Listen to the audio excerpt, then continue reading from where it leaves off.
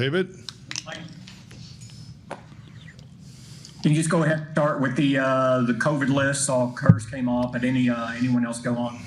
No, have no COVID updates to report. Lunda will be back tomorrow, and then we'll be at full staff.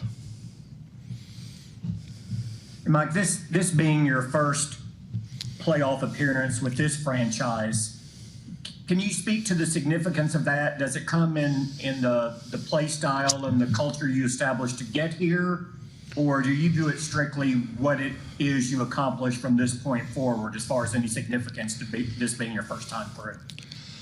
I think it's very important, obviously, to, you're talking about building a program. It's, at the end of the day, it's about winning. Philosophically, this is, definitely another block in the buildings, in the building blocks of what you want to accomplish. Obviously you want to be in this position every year, but this is our first time, and I think really, we had such a great philosophy ride on Monday and Wednesday. I was hoping for a break today. I thought maybe we could talk about the game that we're getting ready to play, but. Yeah, I think it's all part of what you're trying to establish. But at the end of the day, these are the games. These are the most important games. We all recognize what we need to do Sunday to get to the next round. So, philosophically, it's definitely part of the climb. Mike, with the experience that you guys say you have, and certainly Dan has, of being in the playoffs and certainly getting to the Super Bowl. How does that help this team? How can you? What can you give Dak and these guys who've never gone that far? What kind of edge can you give them going to the playoffs? I think just like anything, so much about your success this time of year is based off your confidence in not only the portrayal of confidence, but your ability to impose the will on the opponent come Sunday. So I think the best thing that I can do is to keep the emphasis on the regularity, keep the emphasis on, who we are, how we built our season, how we're going to approach San Francisco, and just keep everybody, on track here through the preparation part of it. And then, obviously the performance is the most important part of it, and, being the ability to peak and make the adjustments, and just keep everybody focused on what's at hand. We don't need to, create a bunch of new plays or new defenses, or take a bunch of unnecessary risk. But, we're definitely, the energy's been really good. I was very pleased with the focus and the energy yesterday at practice. I thought the quality of the video was definitely what you're looking for coming out of a Wednesday practice. We'll pad it up today, so we'll have the padded practice today, and so. It's just really keeping our eye on the ball and make sure we really do stay where our feet are, and all those nice cliches, but more importantly, make sure those cliches are defined and emphasized and continuous throughout the week, and most importantly on Sunday. Mike, on that note of the energy, DeMarcus Lawrence was telling us yesterday how he feels like, I think he said, the Lord sat him down earlier in the season and said it wasn't his time, but now it is his time, and he's just so grateful to be back with the playoff team. How have you seen his mentality, I guess, rise even more this week for the playoffs, and how do you see him appreciate being able to play after the time he missed? I enjoyed the perspective that he just gave you, because he's definitely exemplified that. He has been such a huge shot in the arm for our football team. Obviously we all respect and admire, D-Law for the way he plays and how good of a player he is. But I think just like all of us in life, I think when something is taken away from you momentarily and you have the opportunity to get it back, you just have such a higher appreciation for it. I think the things you took for granted, whether it's the meetings or the walkthroughs or the padded Thursday practice, just becomes so much more relevant, and I think he clearly exemplifies that. He's been so dialed in, and I think the time away really gave him a chance to refocus and clearly understand how important this opportunity is for him. But the reality of these are hard to come by as a football team. There's a lot that goes into putting yourself in this position. You know, every team that's in the playoff is so deserving, and it's, you know, it's, you look at some of the games. You know, I was a fan just like everybody else Sunday night, and watching these games come down to the wire to see who is eventually going to get into the playoffs. So you just have such a higher appreciation for that, and I think DeMarcus has shown that continuous since he's been back. And on a lighter note, CBS will be simulcasting this game on Nickelodeon. As a father, what goes through your mind when you hear that? Is there Nickelodeon on at the McCarthy household? And Sean Payton got slimed after the win last year. Would you be willing to get slimed if y'all win? Will I be willing to get signed? Slimed. Oh, slimed. Okay, obviously I haven't been on Nickelodeon lately. So I don't even know what slimed is. Rich, you going to help me out here or what? No. All right. Well, hey, anything for the children. I'll just say that. So. Mike, we saw Tyron's name on the injury report with a knee as well. Is that something new, or what something he's been dealing with? And then with McEwen in the neck, did that pop up again? Yeah, I think it was just on a couple weeks ago. I just think those are things that they've been dealing with. But you know, I have no reservations about either one of those guys. And then you told us in the end of the season you cut back practice time to make sure guys are fresh. When you get to the playoffs, do you keep that the same, or do you kind of add back in to what you maybe were doing earlier in the season? We added a little bit back in. I mean, there's just some things you just want to make sure that you cover, and it's more in the areas of fundamentals. So, but yeah, it's close. The time frames that we're operating in are very similar to our winter schedule, as I refer to it. So, but yeah, we have added some of the fundamental work back in just to make sure that the position coaches and, you know, and John Fossil, you know, we have a chance to just like anything, you can emphasize a number of things in meetings, but you know, it's the most important part of our day is what we do at practice. So we'll be close to what you all have seen here in the last month. Like you said, after the Philly game, video crew got wiped out with COVID. Are they back? They're back. Yep, we're back. We're full strength. So how did you make that adjustment? Because it was obviously before a ball game, and then you have to prepare for a potential opponent. How did you make those adjustments? Well, I give Mike a lot of credit. I mean, just, you know, the staff that he had in place there, I mean, they adapted. So, no, it's, you know, initially when we were coming back from Philadelphia, we didn't think we were going to have the video available on the flight, but that wasn't the case. So I thought they did a really nice job adjusting. And so, we're back at full strength. Lunda, Wells, what is his O-line experience? How does that O-line experience show up in his room with his work with his tight ends? Well, I think when you look at the tight end, you know, job responsibility, you know, clearly O-line components are part of it. You know, obviously in a run game and the protection. So, I mean, I think his experience definitely, and frankly the coach he had a chance to work with too, Mike Solari. I've known Mike since the mid '90s. He's as fine of a just coach, purely coach or O-line coach that, you know, especially for a young coach, to have an opportunity to work with someone, you know, with Mike's expertise. So, but you can see the experience that he's had and how he's carried it over, and, you know, obviously does an excellent job in the passing game too. But yeah, it's I would say his offensive line experience are really things you see in his fundamental teaching, the way he teaches the progression. I mean, he's extremely detailed, has great energy every day, and you know, I think you know, his tight ends would echo, you know, the impact that he's had on, you know, on their careers too. So it's a great room. I mean, those guys they put in all the extra work.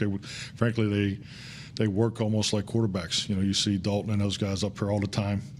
So social distancing, of course, but you know, they're here, you know, doing the extra work. They're the last group that's out there for ball drills and so forth. So you just see a lot of the extra little things that he puts into his group, and it's definitely has paid off.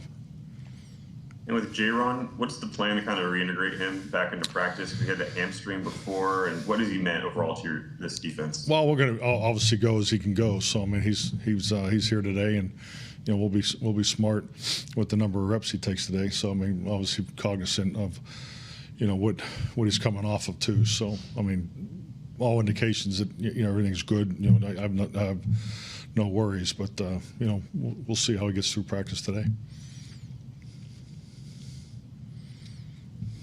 You were asked earlier about D-Law. This is a little bit related to that, you know what Dak and Zeke did as rookies, and I'm not trying to suggest they didn't appreciate it then as rookies, but for players, what do you think age and experience do for appreciating the moment and having that sense of the time is now? Age and experience is a constant reminder how damn hard it is to win in this league. I think you experience that every single week. It's hard to win one game, and then and now the tournament starts, and just obviously, the win at all cost. It's you can only advance if you win. So I mean, I think that really answers itself. I think like anything, the longer you're in this league, you understand you only get so many opportunities. So and I think clearly what you have to do to create this opportunity is a big part of why you got to stay focused on it going into this game, because we're here for a reason. We're here for the combination of so many things that we've done over the course of the year, and we got to make sure we apply that to Sunday's contest. But I think experience just is a constant reminder and confirms that it's difficult to win, and it's definitely these playoff games are extremely difficult.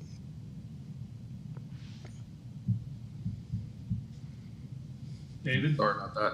Clarence asked you earlier about what you can bring Dak and Zeke and those guys with your experience. Let me turn that around. What can Dak bring? What kind of asset is Dak as you see it going into this playoff run or attempt at a playoff run? Well, I think not only Dak as a football player, I think we it's hard not to talk about him without recognizing his leadership ability. I think the biggest thing that he has to bring, and he asked me the other day, he says, what do you need from me? And I said, I need you to keep being exactly how you are. I don't, he does a tremendous job of being so consistent in his approach and his expression of how clear his job responsibility is, not only to the offense but the football team. So I think the biggest thing is you build this over time. It takes longer to maybe connect with players and coaches, and then some faster with some than others. And but at the end of the day, everything you have at this point, you definitely want to throw into this contest, because that's all that matters. And he has a tremendous amount invested. He works tirelessly every single day, and I think the most important thing is just for him to be himself and just don't try to do too much. Yeah, Mike, I had 3 or 4 more philosophical questions for you, but I'll hold them. Yeah, we're on a roll now. Keep it going. I mean, no one else listened to me, before. So. We've already asked you, but can you talk a little bit more about just the challenge of defending a Deebo Samuel who can do as much as he does? And you've worked with some guys and moved them around positionally, but does he remind you of anyone in his ability to actually, kind of excel at different positions in the way they use him? Well, I mean, he reminds me in from a schematic utilization perspective of Randall Cobb. We used Randall in the backfield, and there wasn't anything we couldn't do with Randall, and I think he's the same way. He's a dynamic player with the ball in his hands. Also he can throw the ball. I mean, he's you can see that creativity that has no limits with him in their offense. So, and that's how you have to prepare for him, because not only does he break tackles and yards after the catch, and their whole perimeter is built that way. It's obviously something they've done a great job of emphasizing, and the players are definitely have the ability, and it's a constant in their offense. But he creates the targeting challenges and issues, and that's why you do it. And I think it's excellent from Kyle's perspective. How he utilizes his talent, and he's definitely will be a focal point for us. You talk a lot about Zach Martin here, but how good of a season has Tyron Smith had? He's missed some games for you. Obviously, he's playing nicked up going to the 49er game. Well, I'll just say this. I think it speaks volumes about Tyron when you see, when he is in there. It's just how it changes your game plan perspective and how you go about planning for your opponent. So, and that's probably about as big as a compliment you can give for your left tackle, because when your left tackle is a mainstay out there, it obviously gives you a chance to go in some different directions that you may not go if he wasn't out there. So, but yeah, I think, you know, obviously he's missed some games, but extremely consistent, extremely professional. I mean, tough as hell. I mean, obviously the physical part of it speaks for itself. But you know, we're definitely a different. We're different on offense when he's in there. So it's great to have him back out there. Mike, maybe it's just anecdotal, but when you get to these playoffs, you know, you see like Philly special and you see the Patriots have had Edelman throw passes and things like that. Why does it seem like when they get to these spots that trick plays in the playoffs kind of come out? Hey, you guys have done your fair share of them this year, but have you noticed that? Is that something that teams kind of think this is the right time to kind of bring those things out? I would say over time, I know, dude, it's my experiences. I mean, clearly in the last five years, you see more deceptives. You know, I think you can even give some credit to college football. I think, you know, they've done a really nice job, particularly with the spread and some of the things that they do. They come off of their base concepts. So, you know, I just think it's like anything. You know, with football coaches, they're always looking for an edge, and it doesn't matter, you know, where they get it from schematically. So, I think it's definitely something you see. I think Kellen and the offensive staff, you know, the young guys, as far as how they research it, you know, week to week, is, you know, something that's been really good for us. But I'm not a big fan of seeing something yesterday, putting it in today. I like to cook it a little more and make sure it's fundamentally and detailed and so forth. But I think Kellen as a whole has done an outstanding job of, you know, we have a good menu of deceptives. And I think, like anything in this game, it's not a matter, you know, if you call it, you know, when you call it is a tremendous important point in the flow of a game. So, but I think it probably, you know, Todd speaks to the type of games you're in. I mean, you got to do whatever you can. You don't want to take anything home, that's for sure. You don't want to walk off the field Sunday and felt like you left something on your call sheet. So I think that is definitely part of playoff football. And I think we'll finish up here with Calvin. No, I'm good. Thank you. We'll take one more for Calvin. All right. I'll take one more if we've got time. Go ahead. Mike, I know you talked about Jaron coming back, but can you speak a little bit about how his unique skill set can help against a player like George Kittle?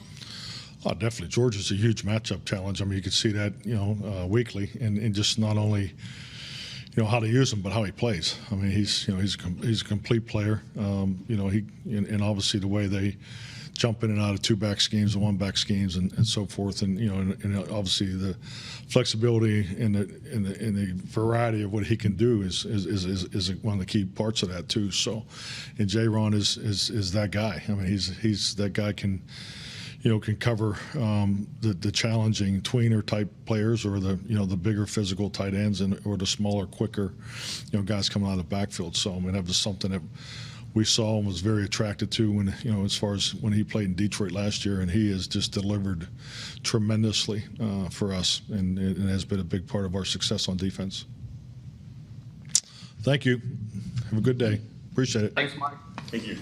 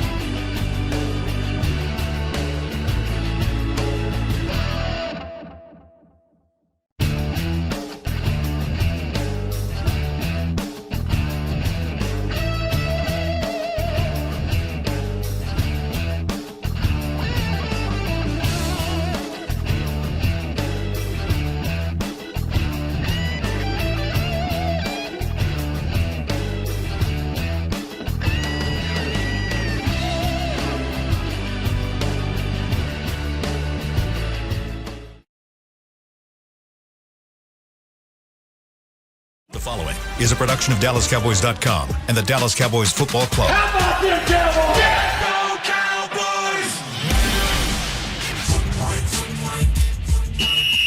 Let's go, baby! Are you ready for a break? Yes. Are you ready for a break? Absolutely. Ready for a break? Yeah, and so much for that. It's time for The Break on DallasCowboys.com. We were on the break! With Nick Eatman, David Hellman, Ambar Garcia, and Derek Eagleton. It is Thursday, January 13th, 2022, Season 17, Episode number 97. Welcome to the latest edition of The Break. Live from SWBC Mortgage Studios at the Star. We've got a lot to get into. We're getting you guys ready for Cowboys versus 49ers. That happens this Sunday, 3:30 p.m. at AT&T Stadium. We'll be joined in a little bit in the second segment by Bucky Brooks of NFL Network. He'll help us break down the San Francisco defense versus the Dallas offense. But let's get this thing started. Nick, give me a 97. Let's get this thing started. Taco. No. Leroy Glover. Please don't do that. Leroy Glover was a great football player. He was. Yeah, I mean, I think he was the first guy to have 4 straight Pro Bowls in his first 4 years. Zach Martin has since done that, but he was an outstanding player on some bad teams. I'm kind of surprised he doesn't get at least to being a finalist for the Hall of Fame. He was one of those players that was so good, and he was so underrated. He was. And he was on bad teams at the Cowboys. I don't know what the Saints were like while he was there. But Leroy, that stung. I hated the Cowboys for that. Because of that? Yeah. He was one of the Saints' best players at a time when, the Dome Patrol, obviously, but they were always second fiddle to the Niners, those teams. They never commanded their division. And so late 90s, early 2000s was the first taste of the Saints being a playoff type team. Yeah. And Leroy left in free agency. And I think it was the first time the Saints had a player that anybody else wanted. And I was probably 12 and I just damn Cowboys. He used to piss off the TV cameras too, because he would sit in his locker and we'd go to interview him, a couple of writers, and then the cameras would show up late and after you do the work, and then he had this big dip in his mouth and he'd be like, no cameras, just writers only. And they were getting pissed about it. It was because he had this big dip, didn't want to show it. It's my kind of guy. Yeah, it's screw the TV people. It didn't matter if we're doing it. He's like, well, they're a good team. That doesn't matter. So you don't translate that. He was such a good player. And that's the other thing about it. Sometimes when you talk about interior defensive linemen, they don't get all the shine. But that guy was a really, really good player. And you could see it on a bad team, which is sometimes even harder to do, but he was really, really a good player. Yeah. All right, Nick, I want to also take a little moment, and Amber and Dave, I'm not sure if you guys have any, but I'll open it up to you if you do. But I'd like to start the show off today getting just some memories of Cowboys 49ers, because this is one of the most storied rivalries probably in the NFL. And Nick, I know because I've had some conversations with you. You have lots of memories from that. But let's just kind of see if you have some, and if you guys have some, by all means, jump in. Well, my favorite play of all time is in this series. And we're going to do a video here in a little bit about my favorite moments from the Cowboys 49ers. But Alvin Harper catch to me was the play. It's my favorite play of all time, because that is what the catch was for the 49ers, was what that was for the Cowboys. It kind of propelled them for the entire dynasty. And it was more of nice comeback, crowd's into it, 4 minutes to go. We've been in these games. We've seen them. We're like, how do you get rid of this 4 minutes? You're going to run the ball. They're going to call timeouts. You're going to punt and all that. No, they just said, we're going to throw it over to Alvin Harper, and he's going to break away, and we're going to win this thing right here, right now. It was the mentality that they had with Jimmy Johnson. That right there. There's a lot of great ones. I got more. But that play right there symbolized more than just the play, symbolized kind of what they were about to be and taking control over the dynasty there from the Niners. I'll let Nick have the shine there. My answers just aren't going to be that good. I'm old enough to remember that stretch of time, but not vividly. Especially, I wasn't a Cowboy fan or a 49er fan, so I wasn't invested in it. But I just remember those two teams. They were just always on. You were just always aware that was a big deal, and the winner was probably going to win the Super Bowl. For me, my most vivid Cowboys-Niners memory, other than games I've actually covered, is again probably, 13 or 14, watching whatever Saints game was happening that day. And that Jim Brown does the break-in. And he's like, let's see what's going on in Dallas. T.O.'s standing on the star. And you're like, okay, that's interesting. Yeah. Like, what the hell? And then you're like, JB, something else is happening in Dallas. Let's cut away from the Saints. Right? Oh my God, like Emmitt Smith.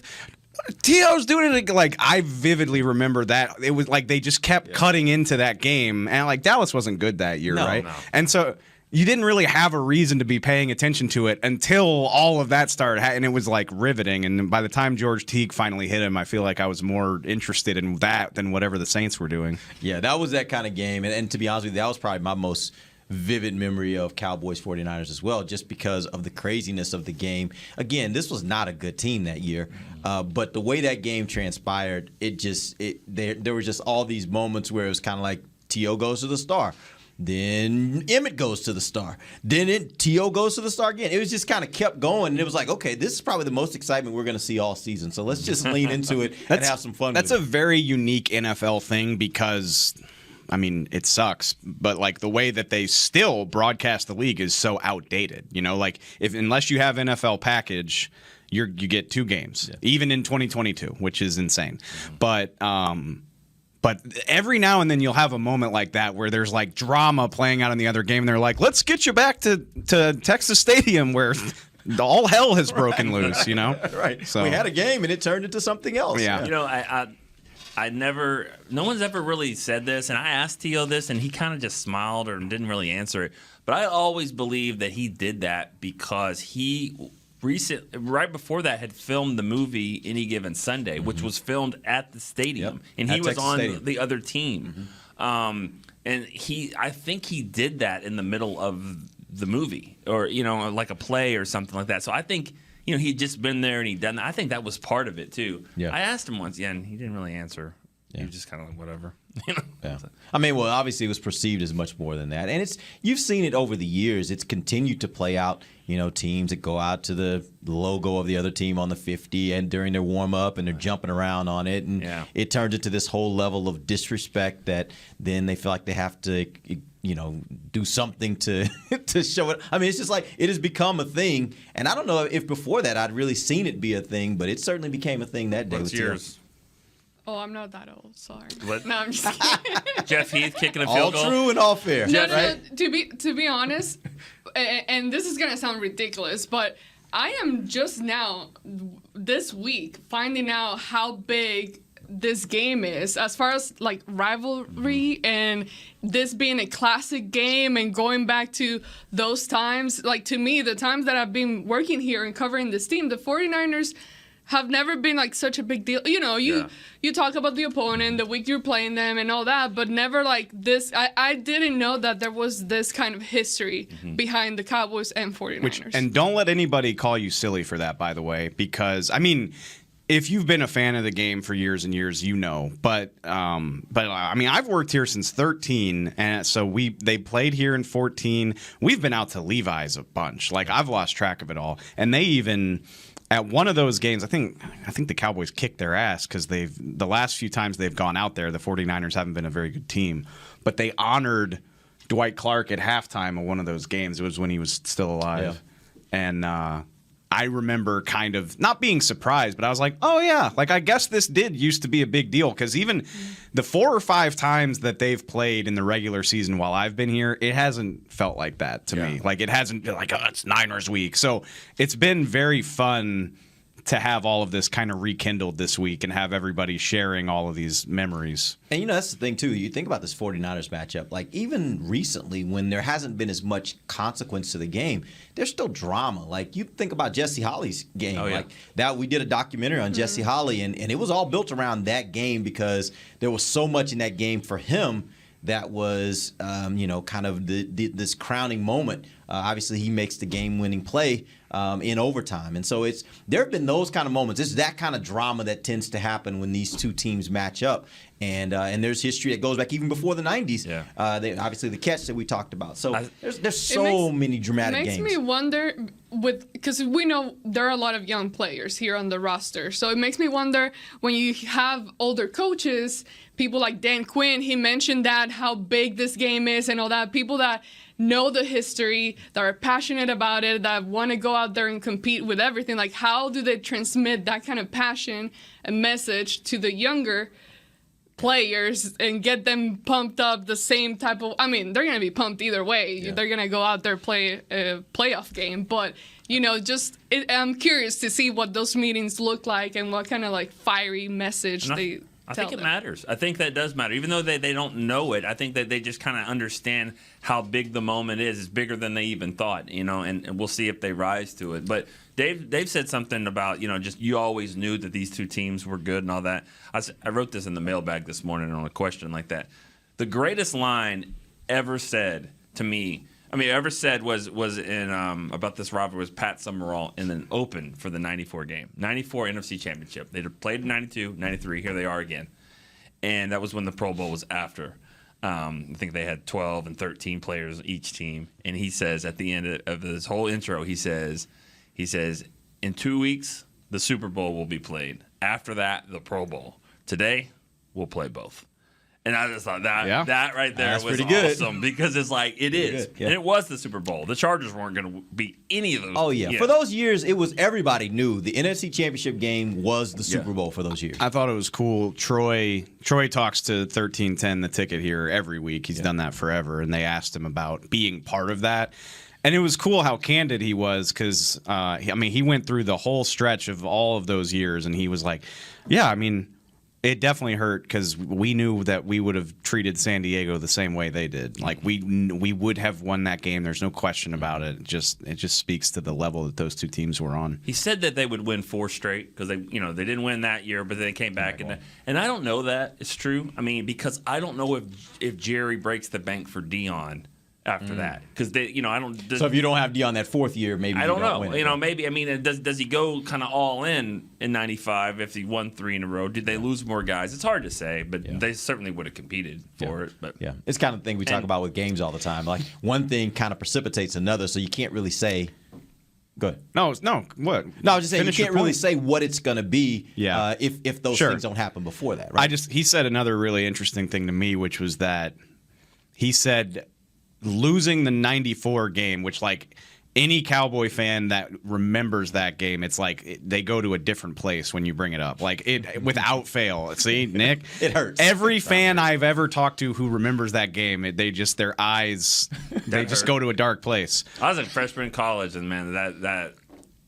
Crying wouldn't have helped, but I could have. But Troy said something that I thought was interesting. Is like he was like that's one of the proudest feelings I've ever had. Leaving a football field, and I got it when he explained it. It made a lot of sense. He was like, by then we had just become associated with dominance. Like we killed the Bills in 2 Super Bowls. Like every time we play a big game, we just show up and kick ass. And for us to get down big like that and look vulnerable and not look our best and still fight back, he was like, I was proud to show America like what we were really about, that like we wouldn't go down without a fight or whatever. I have 2 rewind moments in my life for the Cowboys. 2 that I would just want to rewind and replay it and see what happens.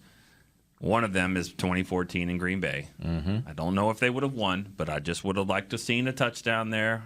See if they go for 2. See what Rodgers does. We're talking, obviously, the Dez game. Then the other one is the 94 game. I think Deion Sanders definitely had a pass interference on Irvin. They call that at the 5. They're going to go score. It's going to be 38-35 with 5 minutes to go. I want to see that because I think they could have stopped them and won. And that's. How do you remember all that? 5 minutes ago, they're at the 35. Oh my god! Because I just rose my hand like that one. That one hurts. Those moments burn into your brain. They really do. Everyone's got a moment like that, and you're right. You win 2 straight. This is the game, and they're down 21-0 before you can even get through the first beer. It was 21-0. Yep. You know what? And not to go too off the rails, I'm sure you want to take a break. I've been thinking about this all week though, because it got like this is what I said when they hired McCarthy. Obviously, right now in this moment, their goal is to win the Super Bowl. It will be very disappointing if they don't win this game. All that good stuff, but like that is the goal. When you hire Mike McCarthy, I said it then, is like year after year being in the playoffs, like, 93 was great, but 94 was heartbreaking. Whereas around here recently, it's been more like, it's been 3 years since they've been in the playoffs. Like, I hope these guys remember what it takes. Like, That's what needs to change. Like, they need to. Success for Mike McCarthy is getting back to a standard of, like, every year you're in the playoffs, and sometimes it's going to go really well and sometimes it's not, but you're there every year. And you know something that's interesting? I actually was thinking about this morning. I don't know how many fans out there started to see this word victory that's on a lot of the stuff that we do. And it came actually from Coach McCarthy. It's something he's been preaching to the team all season. He's been talking about this word victory. And for the first time, it kind of hit me. He basically took away their safety net. You know, you have a lot of – think back to when Garrett was here. He'd talk about what's important is the process. What's important is the fight. Like, it's all these things that you can control, right? And so – but it does leave that little gray area that even if you don't win, you should be happy for the fight. You should be happy for the process. If you do those things, that's enough. I think Mike McCarthy took away that safety net. There is nothing else other than victory. There is nothing else other than winning. That's a really scary – way to kind of put everything, because that means you either are successful or not, and it's all dependent on, at the end of the day, did you get the W? And that's a pretty bold thing to do, and it also can be a very scary thing to do, but it goes to what Dave's talking about, standards, being a coach and creating the standard of, our standard is not necessarily just the process. Yeah, we want you to do the same things and be good at doing the same things and preparing, but at the end of the day, you're judged by, did you win or did you lose? There is no moral victory. You either won or you didn't. And I think that to me is one of the things I look at. I'm like, that tells you a little bit about his mentality and what he wants, how he wants his team to think. That's a little bit different than maybe the previous regime. Yeah. All right, we're going to take our first break. When we come back, we're going to be joined by Bucky Brooks of NFL Network. We're going to talk about this San Francisco defense versus the Cowboys offense. We'll be right back. This is DallasCowboys.com radio. At AT&T, everyone, new and existing customers, get our best deals on every smartphone. Why? Because you deserve it. For turning your living room into your office and your gym. For teaching Grandma how to video call and teaching her again. It's the button on your left, Nana. Okay, your other left. It's not complicated. Everyone deserves something new. So AT&T is giving everyone, new and existing customers, our best deals with every unlimited plan on every smartphone, even the latest ones. AT&T may temporarily slow data speeds if the network is busy. Restrictions and exceptions may apply. Hi, I'm Clint Tillison with... And I'm Jay Novacek, and we're both with... United Ag and Turf, the official tractor provider of the Dallas Cowboys. So, if you need a tractor to bale some hay, a mower to cut some grass, or a gator to get some chores done... Get a John Deere at United Ag and Turf. And then, let's get to work. Hey, Jay, that's my line. Well, not today. Get to work with a John Deere tractor package that's just right for you and your budget. Visit UnitedAgAndTurf.com. Before there was a draft, you could size up a cowboy by 3 simple factors: the crease in his hat, the bend of his brim, and his unbending attitude. A man Stetson didn't just protect him from what life threw at him, it projected a rugged, unstoppable spirit. Stetson hats are still American-made with pride right here in Texas. They're still the unofficial crown of all self-respecting cowboys, and Stetson is proud to be on the field with America's team. Find a retailer nearest you at Stetson.com/cowboys. New Dr. Pepper Zero Sugar. You deserve it. I do deserve that. You deserve decadent flavor without sugar, and a day at the beach without sand getting everywhere. And a relaxing bath that your children don't interrupt. I deserve all that? It's really just a visual metaphor for Dr. Pepper Zero Sugar. Everything you want, nothing you don't. A visual metaphor on the radio. I do deserve that. Dr. Pepper Zero Sugar. The zero you deserve is finally here. Back to the break. Be the first to receive new offers, event information, and more when you sign up to receive text messages from the team. Text Cowboys to NFLDAL. That's 635-325. Message and date rates may apply. Welcome back. It is the second segment of the break live from the SWBC Mortgage Studios at the Star. We are joined right now by our guy, Bucky Brooks of NFL Network. Bucky, let's talk about the San Francisco defense. First of all, tell me, what is it that they do best and where are they most vulnerable? The thing that they do well is they dominated the point of attack. They are a team that has always put their premium and invested in the defensive line, and the defensive line allows them to control the game. The most notable guy is Nick Bosa. He has 15.5 sacks coming off an ACL, which is remarkable.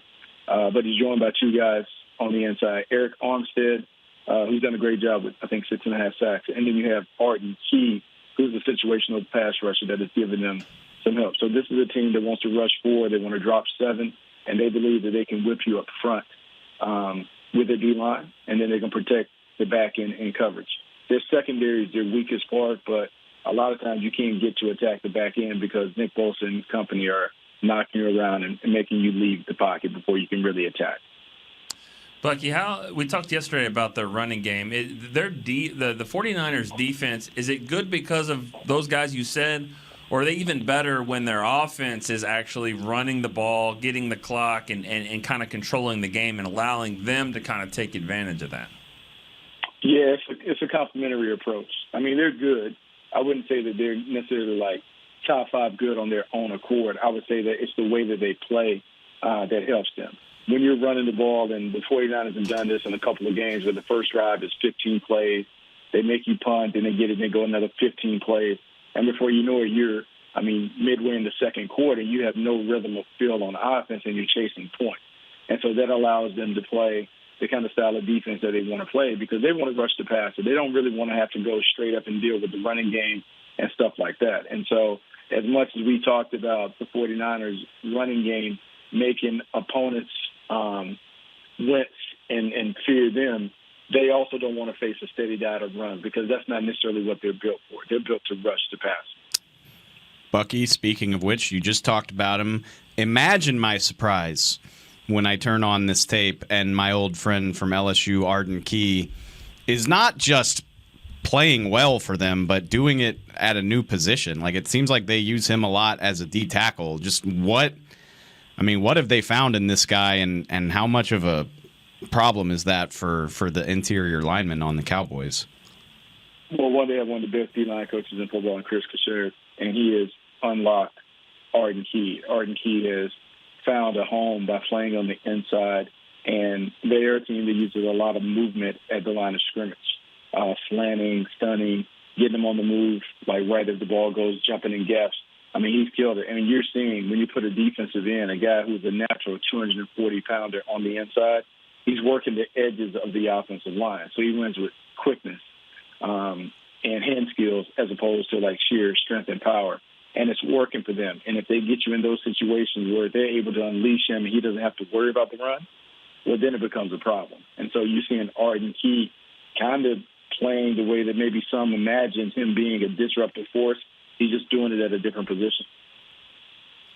Man, I don't really even know what to ask because I feel like every week it's like, okay, we always have one more week. But then this week it's like, this is it. They're all in with this. So I guess what I want to ask you, Bucky, is after seeing the way that they played last week, even though it was with an opponent that didn't have many of their starters or anything like that, what are some of the things that you think that the Cowboys might still struggle with despite of the kind of performance they put out last week?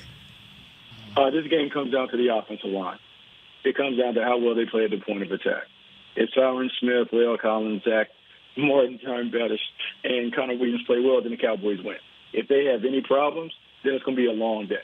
And that's just what it comes down to. And so it's the ability to control the guys up front. And if you can do that and slow down Bosa and Armstead and contain Fred Warner and those guys at the second level, then you dominate the game and you do it the way that you've done it for most of the season. But if you have issues and it cracks up front, it's going to make it very uncomfortable because you won't be able to run the football, and then Dak will have to maybe do too much in terms of like having to make more plays because I wouldn't want to see him have to throw it 40-plus times. Even though he's more than capable of being able to do that, that's not the game that the Cowboys should want to be able to get into in the postseason. So it's all about the trenches. Whoever wins the trenches ultimately is going to win the game. Bucky, I'm going to ask you a bigger picture question. We actually got this question from one of our listeners, Colin Brennan. He asked, what areas on offense and defense does Dallas have the advantage over San Francisco? Because I think all week, listening to our show and listening to a lot of media, everybody's like, man, this is a tough matchup for Dallas. Where is it a tough matchup for San Francisco? I mean, defending the Cowboys. I mean, let's be honest. Like, the star power is real. And we do play these narratives in the media like, oh, you never want to face the Niners. They're the hottest team. But, look, they got 7 losses on their ledger. So they have issues, too. And the big thing with the Niners is you have to make sure that you're attacking. What you want to do is you want to play from in front and put the game on Jimmy Garoppolo.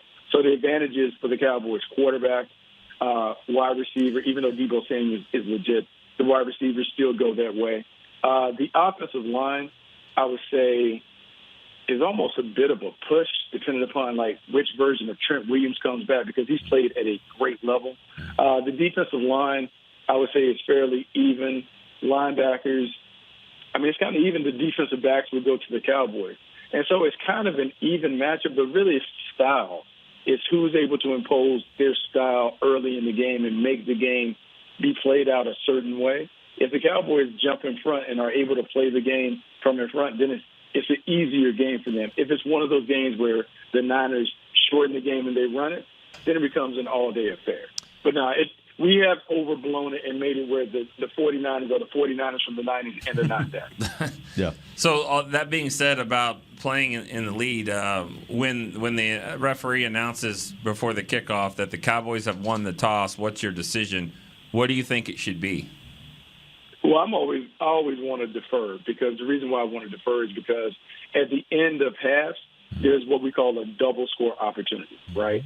So if you score at the end of the half and then you get the ball back, you get a chance to really separate and explode from the opponent. So I would rather play it that way, even though I understand what you're saying. If you feel like your offense is that potent that you want to go ahead and jump on them, I still would opt for that, even though I know if the Niners get the opening kick, they're going to sit on the ball now. I mean, it's going to be like watching Wisconsin play basketball. It's half court.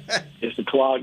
I mean, it's the clock draining and all that. So that's why it's going to be really important for them to jump on the running game early and get them out of that. Because if you can force Jimmy Garoppolo to pass, I would say more than 27 times, the Cowboys win.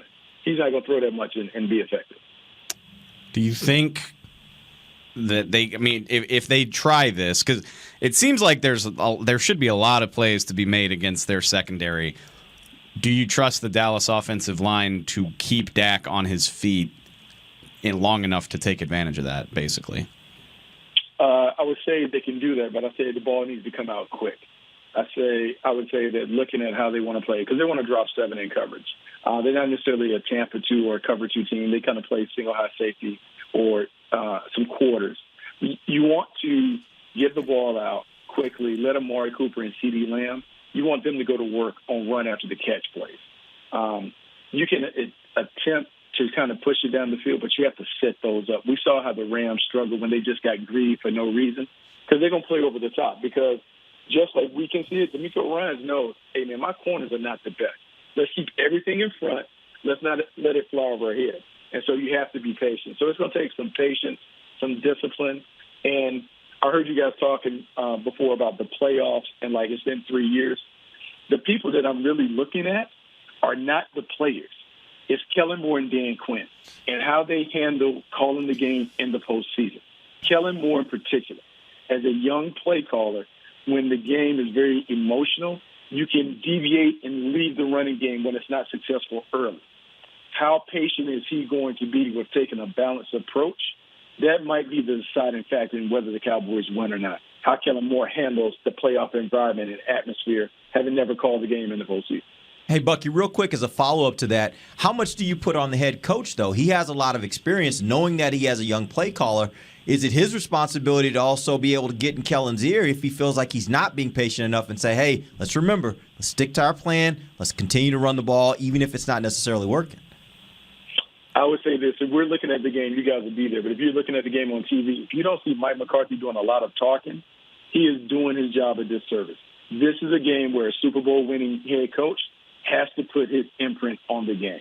He needs to be more active, more involved in the stuff. And I'm not saying take the play card from Kellen Moore, but this game has to go according to the script that Mike McCarthy has. That's why he was hired. He was hired because he's been the one to win Super Bowls, not those other guys. He has to lead this team. And so, yeah, he has to play a bigger role in managing the game. And I know for some of us that makes it squeamish based on what we've seen, but he has won it. He needs to play and perform and make sure the game looks like a championship-level game. Bucky, and then I just want to ask you, how good is their kicker? I think the thing about Robbie Gould is you kind of just know what you're getting.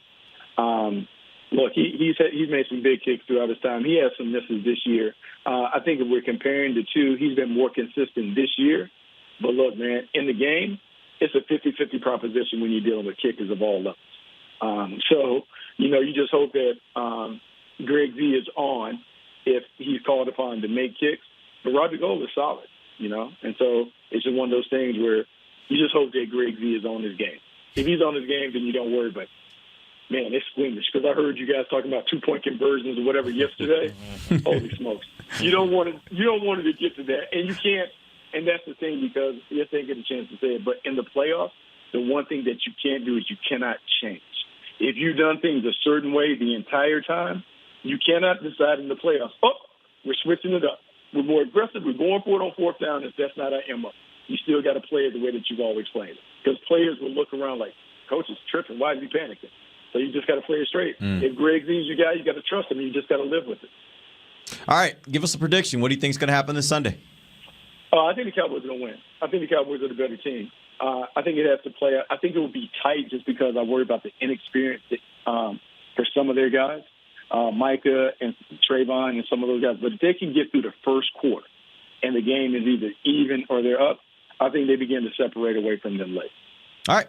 We appreciate that, Bucky. We will talk to you hopefully next week, and as we're getting ready for round 2. We'll see about that. We're going to take our final break. We'll come back. We got some questions for these guys about this Dallas offense. We'll be right back. DallasCowboys.com radio.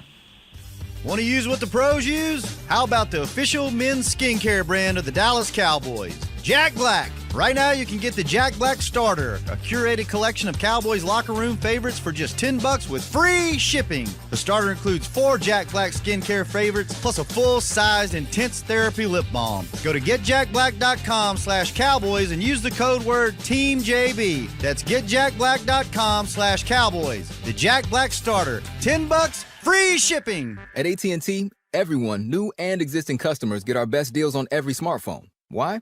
Because you deserve it. For turning your living room into your office and your gym. For teaching grandma how to video call and teaching her again. It's the button on your left, Nana. Okay, your other left.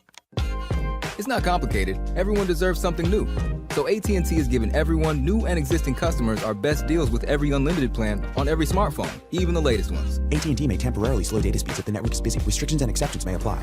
Hi, I'm Clint Tillison with... And I'm Jay Novacek, and we're both with... United Ag and Turf, the official tractor provider of the Dallas Cowboys. So, if you need a tractor to bale some hay, a mower to cut some grass, or a gator to get some chores done... Get a John Deere at United Ag and Turf. And then, let's get to work. Hey, Jay, that's my line. Well, not today. Get to work with a John Deere tractor package that's just right for you and your budget. Visit UnitedAgAndTurf.com. Before there was a draft, you could size up a cowboy by 3 simple factors: the crease in his hat, the bend of his brim, and his unbending attitude. A man's Stetson didn't just protect him from what life threw at him, it projected a rugged, unstoppable spirit.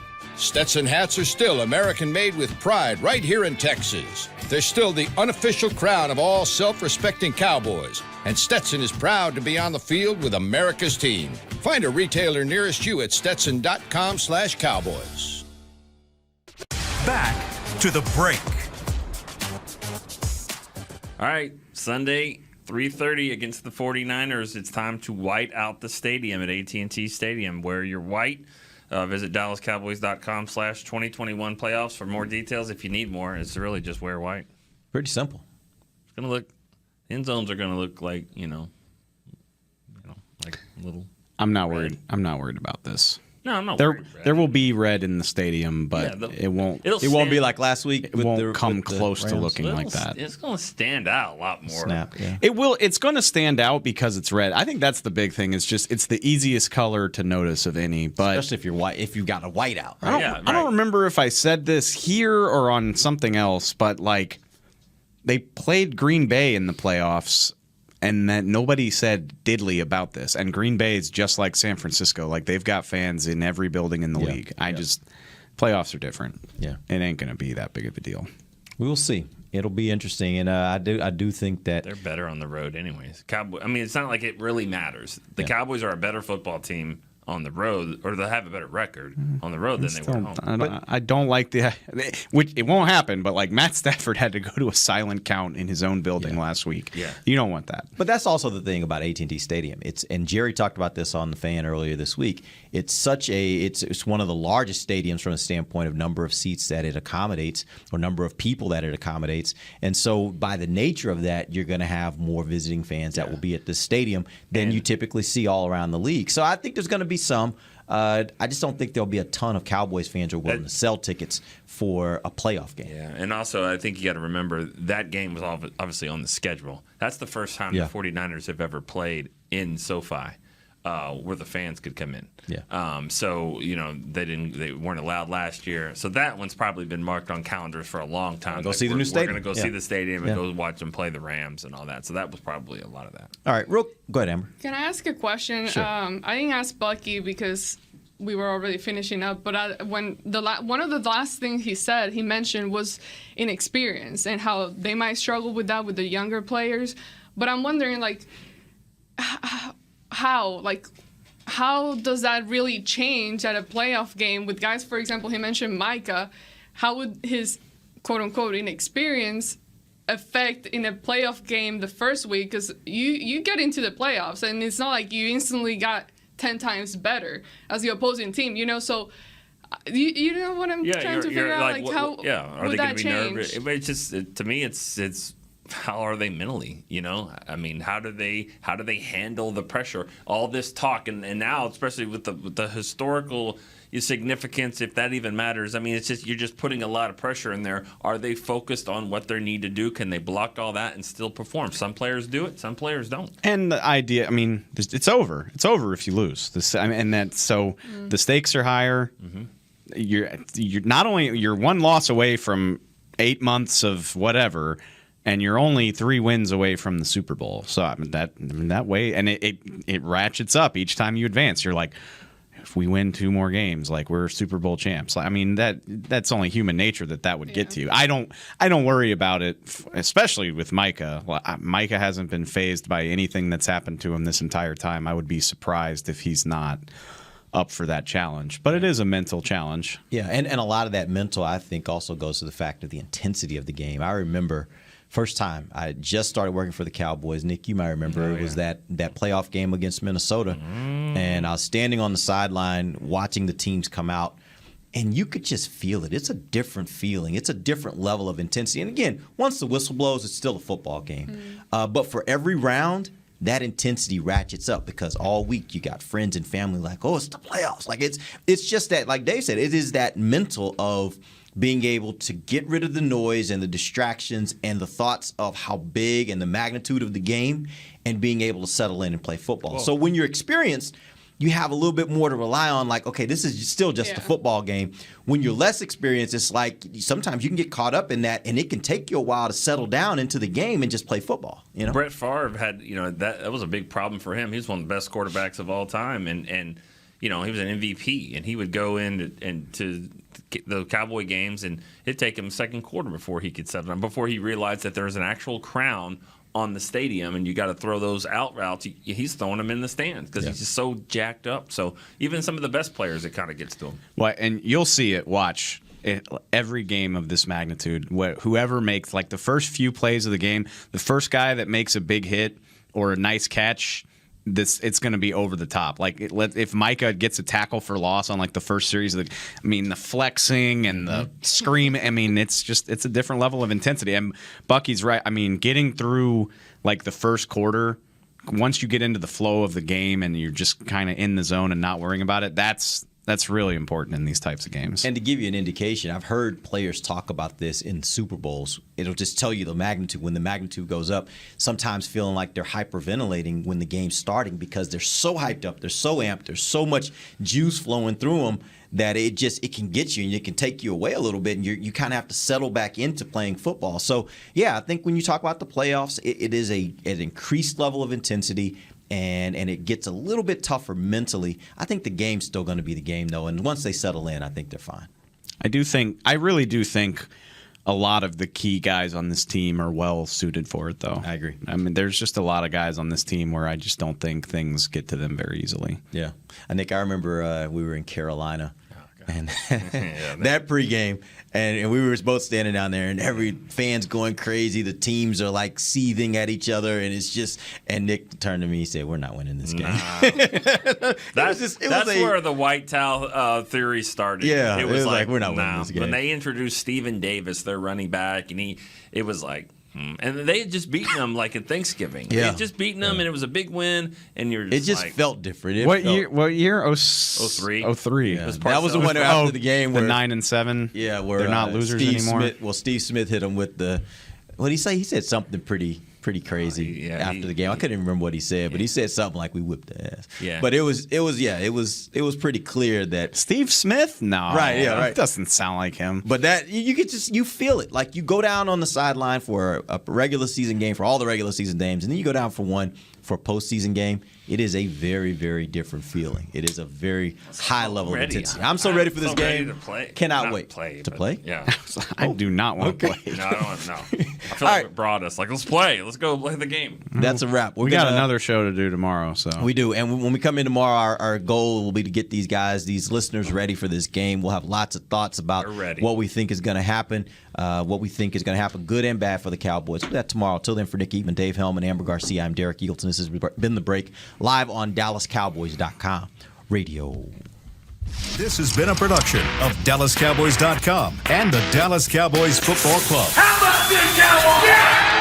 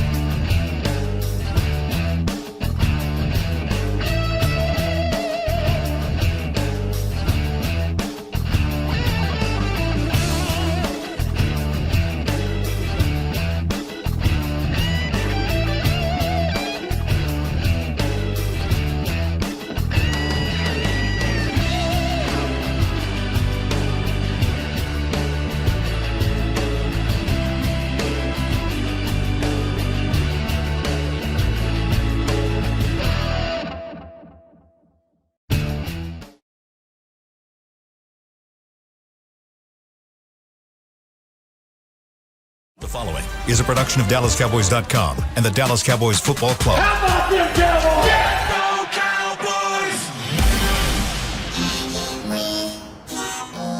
Blowing out of the backfield, exploding down the sideline. This is Hanging with the Boys, presented by Wingstop, where flavor gets its wings. Now, your hosts, Nate Newton, Kurt Daniels, Jesse Holley, and Shannon Gross.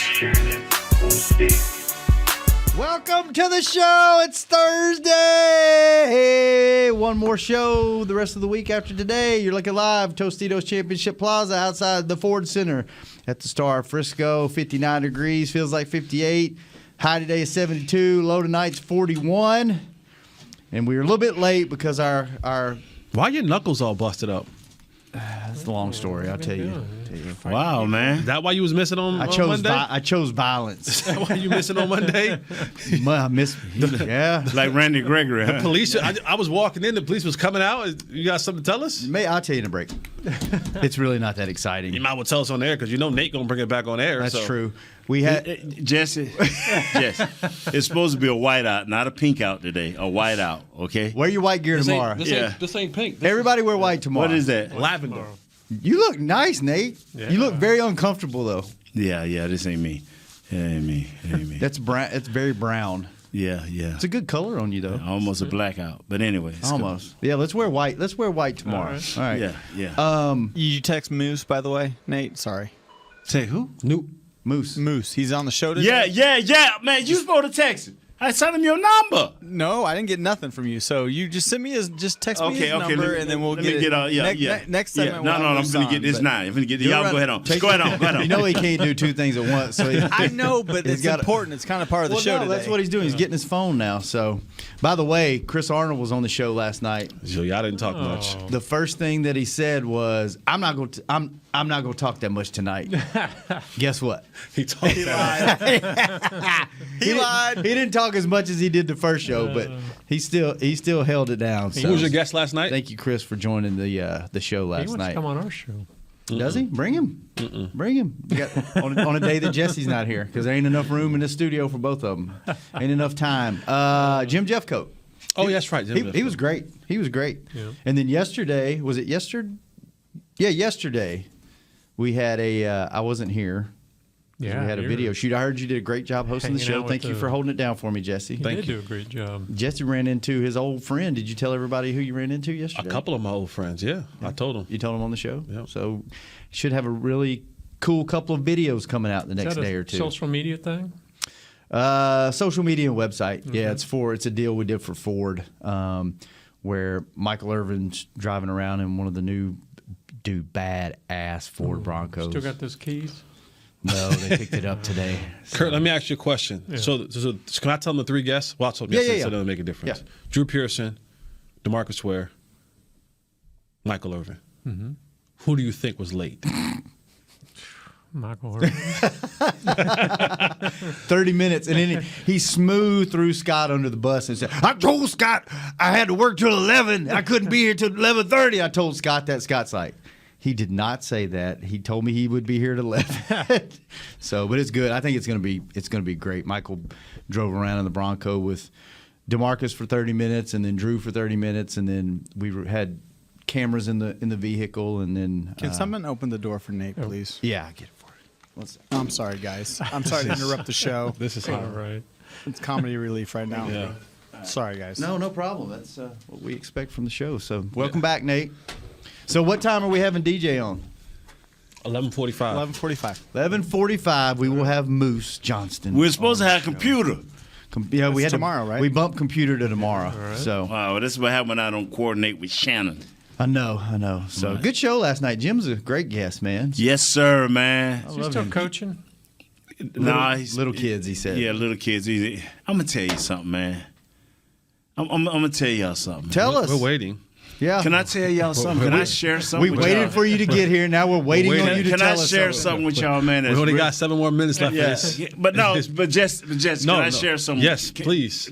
Hey, Kurt, can I share something with you? Please do. Shannon, Tell us. Shannon, can I talk to you? Absolutely. Chris, can I get 35 seconds? Yes. Can I get 35 seconds, You got Chris? 35 You want to go seconds. ask the security guard out there in the hall? This is going to be such a Don't bully letdown. me. Don't bully me. It's going to be such a letdown.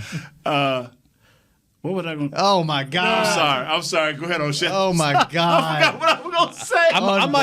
I might have to reconcile with the station, man, so I can get invited onto the show, because y'all be looking like y'all be having some good food up there. I want to just come for the free food. They take care of us before the show. Yeah, I just want to come for the free food. I don't really care about being on. I just want to come for the free food. They have delicious food up there. Y'all get to order what y'all want, or they give you a menu? We don't go all in because they got some expensive stuff like steaks and like $70, $80 steaks. Mm-hmm. We don't go all in. We usually get like the burger or the hot chicken sandwich.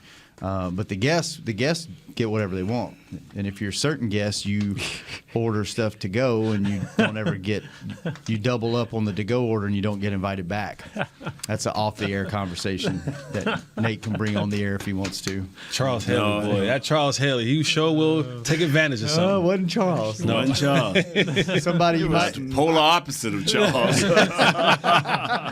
I'm going to tell y'all something, though, man. You remember what you were going to tell us? I'm just excited to be around you guys, man. Y'all finally coming around. Today is Thursday, so now we'll finally start talking about how the Cowboys. You know what? I'm going to tell you what. I woke up this morning and I had an epiphany. Hey, what was that? Because last night on the show, right. Sunday night when the games were over, I wanted San Fran. I came in here Monday. I told you I wanted San Fran, and then all this week, everyone in this room and out of this room has talked me into they might lose this damn. They ain't losing this game. The Cowboys will not lose this game. Jesse, they're going to win this game. Kurt. No, I've always said they'll win. Wow. Like I say, today is Thursday. I'm not worried. Everybody going to spend the last 2 days making sure they get their Cowboy points across when you should have been getting them across Monday. So as we were walking in, the privilege that we have here, when we're walking into the studio, I mean, of course, the glass windows we're walking by, we can stand out here outside the studio and watch practice. Mm-hmm. And there was something that I witnessed on my way in. Be careful, Jesse. No. This is. I wouldn't. But one, the Cowboys are practicing outside today, which is unusual. I mean, it's a beautiful day. I see why they come outside, but they're playing at home. They could practice inside and make sure everything is cool. But I noticed that we're January 13th. The Cowboys are in full pads today. Are they? They're in full pads today. They have not been in full pads for a very long time. Yeah. They're usually in shells, huh? They're usually in shells.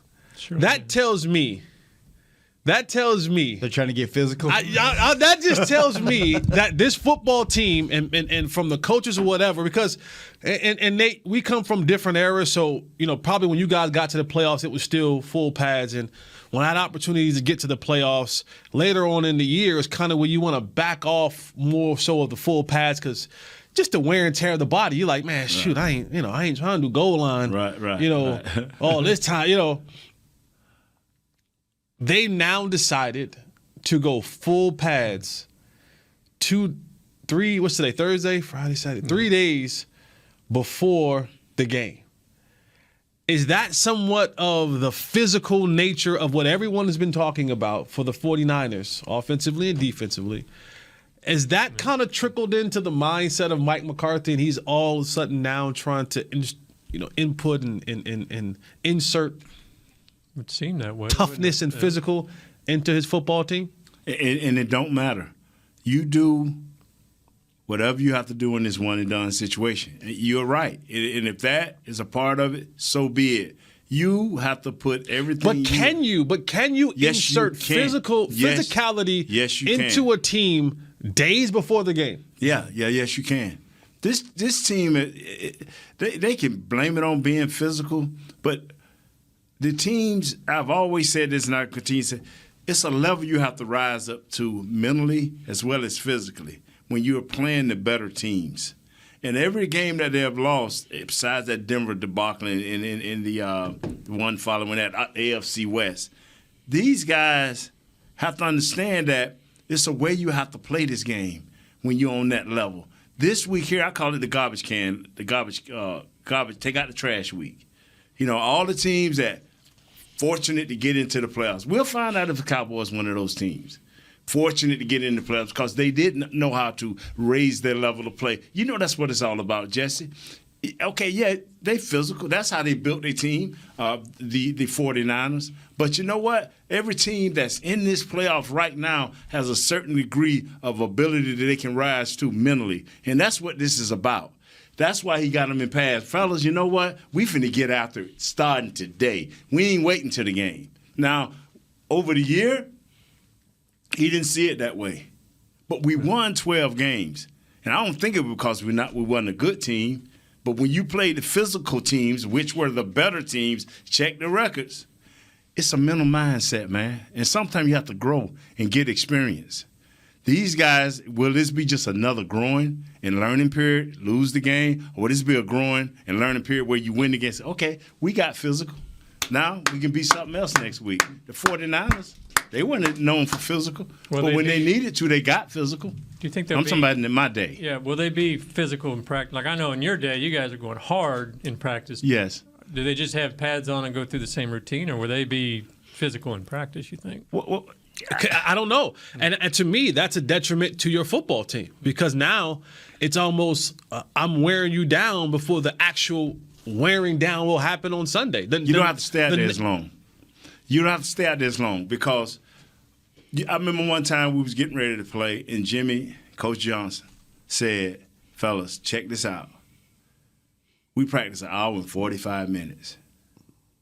He said the reason we practice an hour and 45 minutes is because y'all are the majority of the time in full go, full pads. The 49ers practice 2 hours and 30 minutes. And the reason they practice 2 hours and 30 minutes is because they always want up-tempo, always running fast as you can, even the down lineman. They want, but you got off the pads. It's all about how your coach perceives things.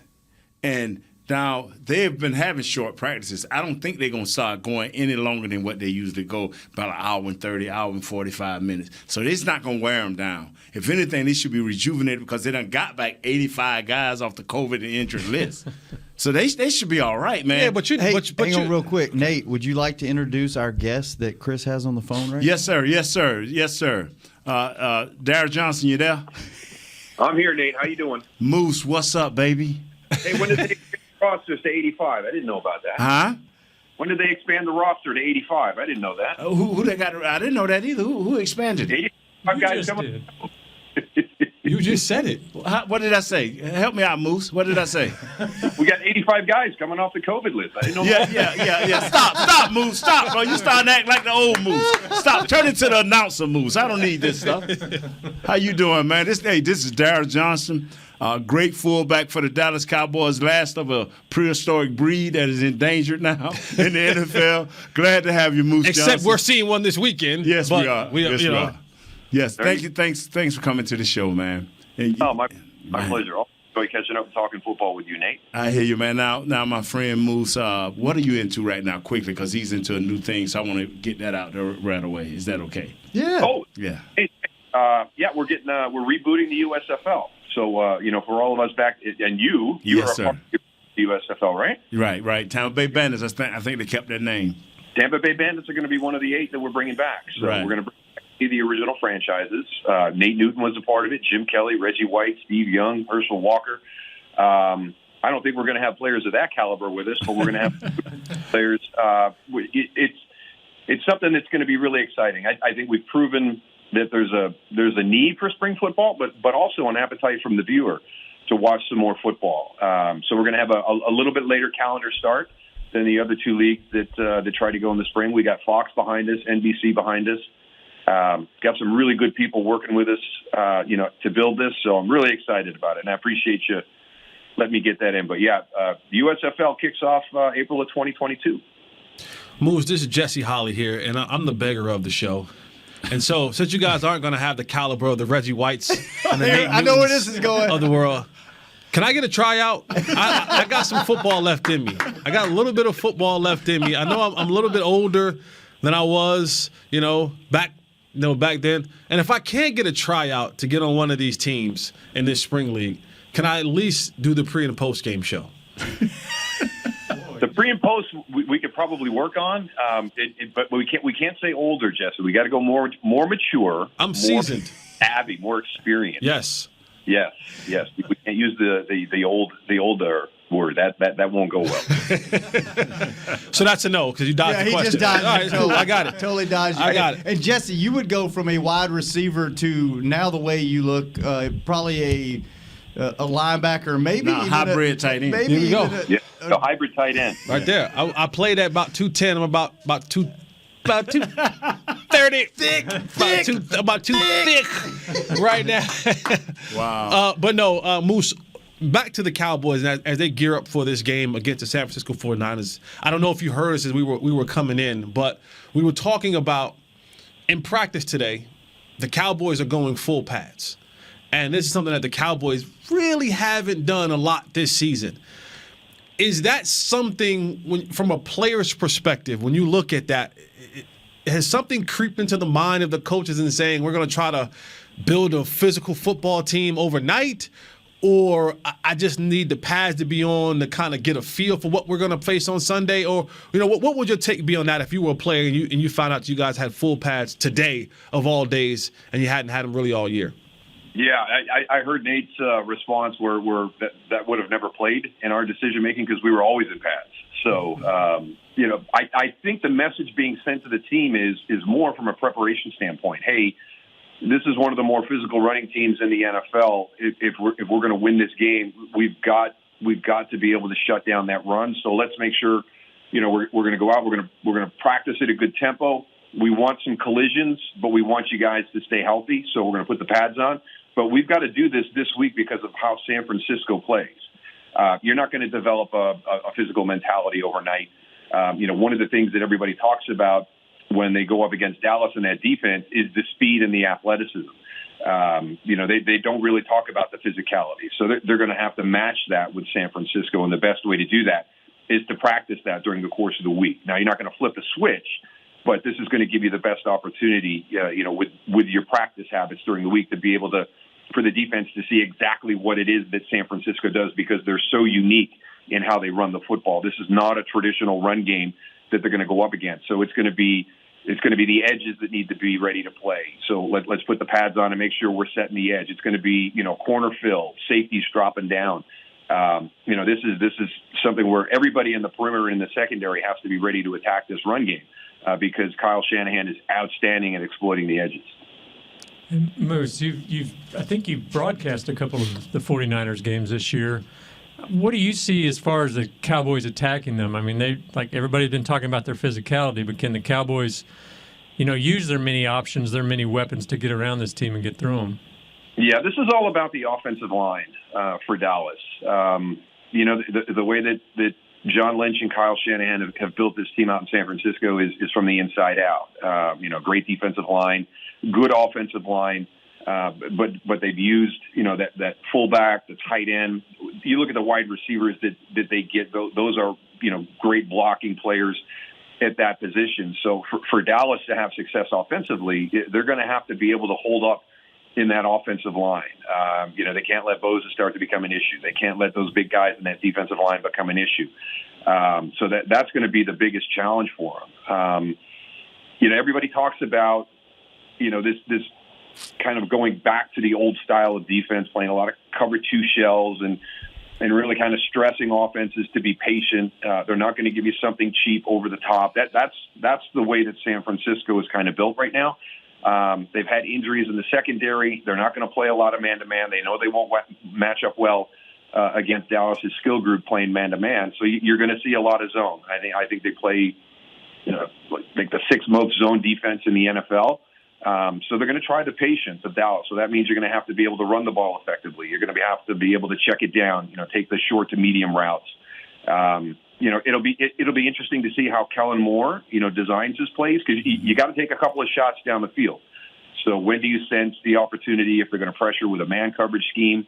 or just by play design. How do you get somebody, down a seam, over the top of one of these safeties? So, but the biggest thing is winning that battle up front and being able to stay patient because you're being productive in the run game. Moose, a lot of people don't know, but you played all 4 special teams, and we were fortunate enough to have great kickers. What do you think about our special teams, including our kicker? It reminds me a little bit of what happened in Chicago a couple of years ago, Nate. I can't remember the kicker's name, but we had him late, and he had really, really struggled down the stretch. And, we made the comment during the broadcast that, this is something that Chicago has to address because you just hate to see him get into the playoffs and have, a missed field goal, something that's been troubling them all season long, be the reason why they didn't advance in the playoffs. And that ended up being exactly what happened. They missed an opportunity to go to the championship game because they missed the field goal at the end of the game. And it wasn't a long field goal. It was a makeable field goal. But they missed it. And it was an issue that was there the whole season. It's been an issue all season for Dallas, not just the field goal, but the PAT. And every single point is going to be valuable in this game. This is going to be a tight fit. And Greg Zuerlein is got to be spot on. And it would definitely be a concern of mine, Nate, going into the game, because it's been an issue during the course of the season. And we've seen, the missed field goal, the missed extra point become a huge part of a loss or a huge part of a change in philosophy in the fourth quarter or late in the game because you're chasing points that were missed early on. Hey, Moose, you mentioned the run game earlier. Dallas seems like they've struggled at times to figure out how to get guys involved, something that the 49ers don't have a problem with Deebo Samuel. They seem to get him the ball, whether it's out of the backfield, receiving, whatever. What part of the offense do you think is a must-have to get going early, get involved? Is it Amari? Is it Zeke? Is it Tony Pollard? Who do they need to get the ball in the hands of on the offense to get this thing rolling early? I like CeeDee Lamb. I like the energy that CeeDee plays the game with. If you could get some of the jet sweeps or, some of the things that you do creatively to get those types of guys, the really good athletes in space involved in, some of the non-traditional run game, get them on the edge. But like we talked about in that run game in the offensive line, it's going to be important for Ezekiel to get on track early, for Tony to get on track early. They have got to be productive in the traditional run game between the tackles. You don't want to rely on some of the gimmicky runs, but I do think, let's get a jailbreak screen out to CeeDee Lamb real quick in the game and get his energy going. Let's get the ball to him, on a jet sweep or something where we're getting him on the edge in the run game. I love the energy that he plays with. Man, he's a tough kid for being out there in the wide receiver position. I've seen him take some really, really big hits this year, and he just bounces right up. So I love the energy that he brings to the game, and if you can kind of tap into that early, I think it'd be great for Dallas. Former multiple Super Bowl champion fullback for the Dallas Cowboys, Moose Johnston, hanging out with the boys today. Moose, when you start talking about this is the time of year where a lot of jobs begin to open up. GM jobs, coaching jobs, coordinator jobs, all these jobs begin to open up. And the Cowboys this year, probably when you're talking about Will McClay, because he's in the mix for teams, potentially being GM, and Dan Quinn, head coach, and Kellen Moore, head coach. Would you consider this playoff run with everything that they have together right now kind of a must-win window? Because this thing may be broken up, with coaches and personnel, people going all over the place. Is this that window that the Cowboys have that they must win in this window this year because they might not have this squad together very, very much longer? That's very interesting, Jesse. That's what I do. That's what I do, Bruce. I give interesting, thought-provoking questions. It takes me back. We did a game one season. It was the last game of the regular season. It was the Philadelphia Eagles at the New York Giants, and it was Chip Kelly's last game. And Chip didn't sit anybody. He didn't play young guys. They were out of the playoffs. They were 9-6 coming into the game, and the Philadelphia press was all over him, because he came out and said, "I'm not looking at next year. I'm not looking at these young players who haven't had a lot of playing time in the last game of the regular season. We're going to play the game to win." And his philosophy was, this team has an opportunity to be a 10-win season, to have a 10-win season in the NFL, and that's something to take a lot of pride in. There's a lot of teams that can't do that. That's a milestone when you get to 10 wins. And he goes, this team is not going to be together next year, so it would not be the right thing for me to do to take away their opportunity to be a 10-win season team just because I want to look at young guys. I want to give these guys the opportunity because they've earned it, and they're not going to be together next year to have a 10-win season. So I've always remembered that.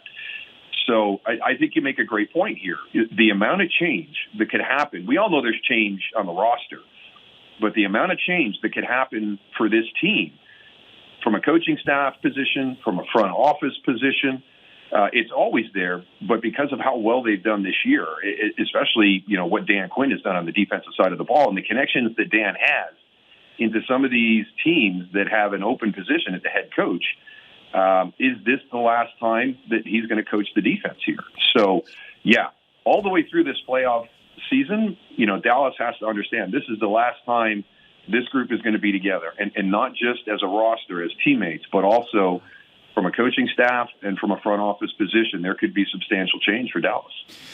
Moose, thank you so much for joining the show. We know you got to run. We appreciate it. Nate, any last words? I'll see you next week, man. You know where we're going to meet at. Hey, at the Monkey. Yes, sir. Yeah, absolutely. Yeah. Yes, sir. I'll text you about my tryout. I'll text you about my tryout. And then if it doesn't go well, we'll do some pregame and postgame interview reps, and we'll see how you do. Yeah, I'll send you my what you call it for that too. I've been doing pre and postgame for a lot of years around here. Put him through the car wash on both sides. Get us a nice little reel. I'll send you my reel. Don't worry. I'll send you my reel. All right. Appreciate it, Moose. Thank you for joining the show. We'll be right back. The second segment on Hanging with the Boys.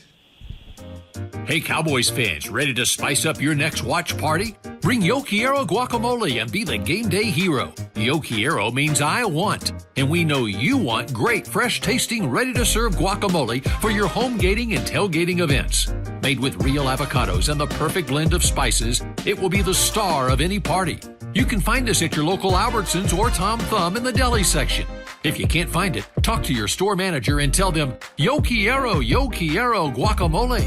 Brace yourself for an existential question. Has your butt been having enough fun lately? Have you been treating it well? Has it been going places? If not, then it's about time you start using SeatGeek. SeatGeek is the best way to get your butt tickets to live events. Just ask the thousands of other butts who have rated it the #1 ticketing app. So what are you waiting for? Download the app now or visit SeatGeek.com to get tickets to sports, concerts, and live events and make your butt happy. SeatGeek. Get your seat in a seat. How great would it be to travel to watch the Cowboys win on another team's turf? Pretty great. But honestly, just watching the game from anywhere but your house would be fun. Even a hotel bar with some guy named Phil from St. Louis who thinks Oakland still has a team. So whether you're traveling to the game or watching from your favorite vacation spot, book a place to stay on Hotels.com. Proud partner of the Dallas Cowboys. Hey, Cowboy fans, if you're thinking about attending a game this season, visit CowboysTravel.com to book your travel package today. Stay at the team hotel, have dinner with a Cowboys legend, and experience the best sports venue in the world, AT&T Stadium. Also, tour the Star, get autographs from your favorite players, and talk X's and O's with me, Mickey Spagnola. The official travel partner of the Dallas Cowboys will take care of all your travel needs. Visit CowboysTravel.com to book your package today. Back to Hanging with the Boys. Cowboys Nation, it's playoff time. Get ready to white out AT&T Stadium and cheer the Cowboys on to victory on Saturday, Sunday, Monday, January 15th, 16th, 17th. When they take on the blank at blank PM. For playoff updates, visit DallasCowboys.com/2021 playoffs. Wear your white gear to the game Sunday. Just go cheer them on. We're going to wear ours tomorrow on the show. And Jesse alluded to our very distinguished and special guest that we ran into yesterday, that content. And I don't want to give away what DeMarcus and Michael talked about. And I don't know if they talked. I don't think they talked about this in the car. But I asked DeMarcus about Micah Parsons, and he said he actually met with him recently. And in fact, right before we came on the show, I got an alert that there's a story in USA Today about this. I guess DeMarcus talked about it somewhere. And I asked him what he thought, and he said that you could tell he just was like focused on everything D Ware had to say and just like listened to everything. And he said he was asking him like, how do you handle this? How do you do this? And DeMarcus said the one thing that he's going to have to avoid throughout his career, he goes, is getting bored. Because getting bored because football's easy to him, right? And I asked him, I said, is football easy? And he's like, he's going to have to. And he said, you know what advice I gave him? On Monday and Tuesday when nobody else is doing anything and you're sitting around your house and everybody else is playing video games or whatever, you get the game install on Monday. Go through the game install Monday and Tuesday, and when you're in meetings the rest of the week when everybody else is asking questions about the install, you already know it. Yeah. You look at tendencies. You study tendencies. That's what you need to do. And then he said this, and I wanted to get y'all's take on this. He said, when you notice a guy doing something on film, go up to an offensive lineman. Like if a guy kicks his leg out to the left a little bit when it's a run play, go to Tyron and say, Tyron, at some point during practice, I want you to kick your leg out a little bit to the left and let me see if I notice it or not. And I thought that was like freaking genius. Wow. Like, stay busy, don't get bored, because he's a football guy, Micah, right? Stay busy, don't get bored. Here's what you need to do. And I was like, that's like, because I asked him, I said, he's like got Sean Lee level football IQ. He's like, yeah, 100%. He was like, and I was just like, I was blown away by that. I said, how long did it take you to learn that? And he goes, 3 years. 3 years before I figured it out. And I said, how'd you figure it out? He goes, Greg Ellis. Greg Ellis pulled me to the side and he said, here's what you need to do. Tar Heel. Just there you go. There you go. We've been contributing to this place for a long time. What are y'all's thoughts on that? I thought, to me, that just, I was like, wow, that's like next level stuff. Like, no, there isn't. There's so many legends that come through these hallways, right? Some good, some bad, but there are so many. There aren't many that are greater than DeMarcus Ware. Just as a football player, as a person, and as someone who knows how to deliver knowledge. And that's key. Like, can your message resonate with the player? Because I've been in the locker room, I've been on the outside of the locker room, and I've heard legendary type people come through here, and their delivery was off. Yeah. And the way they delivered their message was off, so it turned the player off. And so instead of being able to receive the message or the information because the delivery was off, there was the situation that was missed. And with DeMarcus, man, he is just so damn good at everything. And he's handsome. He's a handsome dude at that. Great skin, man. He better looking now than he was when he was playing. Yeah, I'm like, damn, dude, you still look good. But that is the perfect message you can give a guy from the perfect person to get the message from for Micah Parsons. And because DeMarcus is so willing to give up that information and he's local, it's a text, it's a call. If I'm not understanding anything, I can run by his house. He can run by my house. We can do it together. But that's the kind of dude DeMarcus Ware is. He's the kind of dude that just wants you to have the information. He's saying there former players that came in and that kind of resonated with you when you were. I had Michael.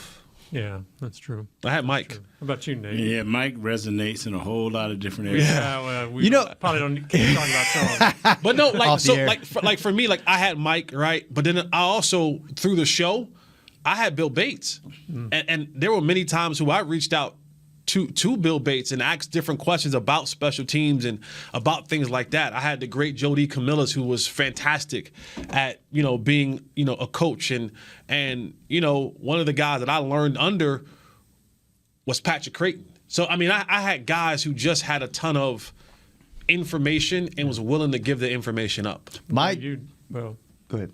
Nate, did you have a guy, or if you want to stay on Mike, that's fine. But I just wonder if you had a guy like that. Former players that helped you out or came in, or Fred Dean, when I was in the USFL, Tampa Bay Bandits. He played for the Washington Redskins, won the Super Bowl with him, offensive guard. He taught me a whole lot. He taught me a whole lot. Yeah. So everybody got that guy, man. Like Jess said, key word, willing to give up that information. Yeah. Yeah. The way I was just going to say, the way Mike and D-Ware are a lot alike because when they give you information, they're very hands-on. They engage you. They touch you. They say, hey, this, and they're not just saying this is the way you do it or this is the way you should do it. This is Chris just sent me this.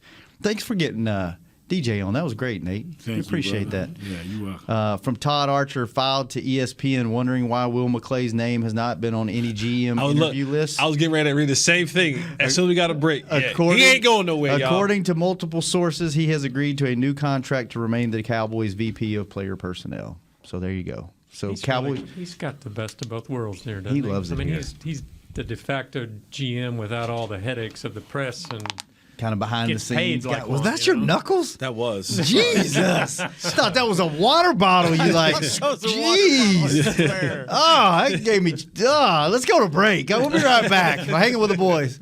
Brace yourself for an existential question. Has your butt been having enough fun lately? Have you been treating it well? Has it been going places? If not, then it's about time you start using SeatGeek. SeatGeek is the best way to get your butt tickets to live events. Just ask the thousands of other butts who have rated it the #1 ticketing app. So what are you waiting for? Download the app now or visit SeatGeek.com to get tickets to sports, concerts, and live events and make your butt happy. SeatGeek. Get your seat in a seat. It's game day. You know what that means. First, kebab prep. Steak, pepper, onion, steak, pepper, onion. Next, a counterclockwise lap around the room. Now the lucky grease-stained jersey goes on. And lastly, the dance. You know the one. This is a game day ritual no matter where you are. Whether you're traveling to the game or watching from your favorite vacation spot, book a place to stay on Hotels.com and keep the tradition alive and well. Hotels.com, proud partner of the Dallas Cowboys. At AT&T, everyone, new and existing customers, get our best deals on every smartphone. Why? Because you deserve it. We're turning your living room into your office and your gym. We're teaching Grandma how to video call and teaching her again. It's the button on your left, Nana. Okay, your other left. It's not complicated. Everyone deserves something new. So AT&T is giving everyone, new and existing customers, our best deals with every unlimited plan on every smartphone, even the latest ones. AT&T may temporarily slow data speeds if the network is busy. Restrictions and exceptions may apply. Hey, Cowboys fans, ready to spice up your next watch party? Bring Yo Quiero guacamole and be the game day hero. Yo Quiero means I want, and we know you want great, fresh-tasting, ready-to-serve guacamole for your home gating and tailgating events. Made with real avocados and the perfect blend of spices, it will be the star of any party. You can find us at your local Albertsons or Tom Thumb in the deli section. If you can't find it, talk to your store manager and tell them, Yo Quiero guacamole. Back to hanging with the boys.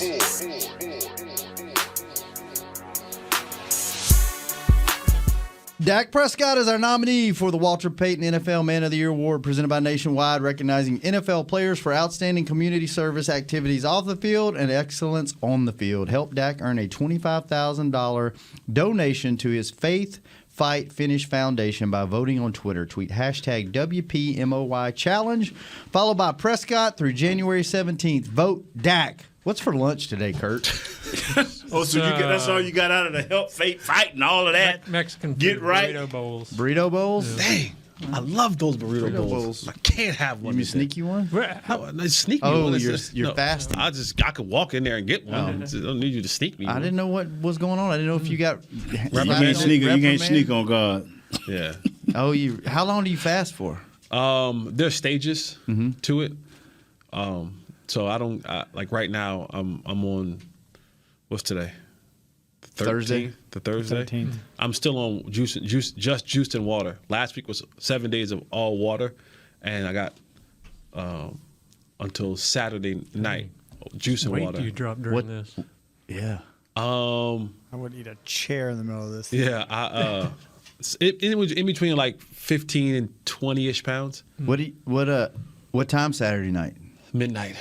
What's the first thing you're going to eat? A salad. Really? Yeah, because so next week is fruits and vegetables. So it's water, juice, and fruits and vegetables. Dang, when do we get to steaks? Yeah, we don't get to steaks until February. Really? Yeah, we don't get to. You were in a really good mood to like have starved yourself for a week and a half. I like you guys. Are you? I do. Are you grumpy outside of this room? I'm not saying I'm grumpy. I just don't have the patience. My patience. Short foolishness. I think Danny McCray did the same diet. No, he did his own Survivor. Yeah, this is a Survivor diet. Wow. And it would be a lot easier to do if I knew at the end of it was $1 million potentially. Yeah, no doubt. That helps. That helps. Jeez. All right, we got a couple of minutes. Don't have a whole lot of time to really get into. What's today? How big is this signing of McClay? Keeping him? Is that today's Thursday? Huge. Yeah.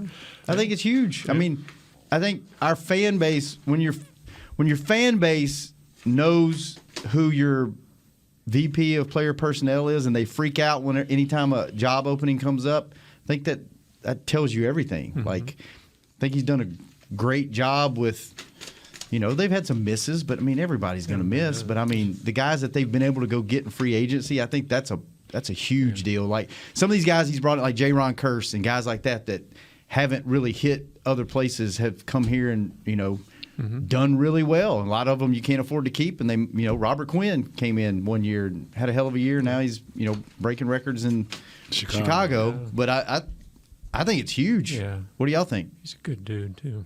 Great dude. One of the best. He has a perfect job. Mm-hmm. Like literally, I'm not because when things go wrong, you still blame Jerry and Steven. Oh yeah.